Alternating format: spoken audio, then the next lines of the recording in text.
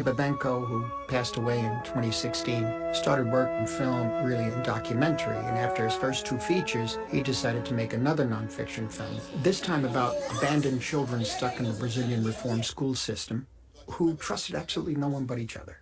He interviewed many kids over a long period before he was barred from filming by the reform school authorities. So he decided to take what he knew and create a work of fiction. In that sense, Pixote was another branch on the tree that took root with Italian neorealism. Babenco's lead actor, a 12-year-old Fernando Ramos da Silva, had very little acting experience, and he had lived a life that was very close to the character he played. The face of this young man, which film critic Vincent Canby thought was one of the most eloquent faces ever seen on the screen, certainly tells its own story. When it was released in '81, Pixote was an international sensation. For Babenco, it meant bigger pictures in Hollywood, like eventually Kiss of the Spider Woman and Ironweed.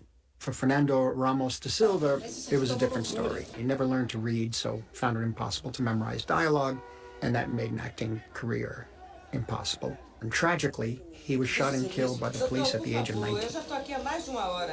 Babenco's devastating film is a precious record of a moment in a life that ended far too soon. Cineteca di Bologna and l'Immagine Ritrovata Laboratory undertook the restoration for Pixote in collaboration with Hector Babenco's family. Now, the original magnetic soundtrack was badly affected by mold and was restored with the supervision of Jose Luis Sasso, who was a sound engineer for Babenco. And the color grading was done by cinematographer Rodolfo Sanchez.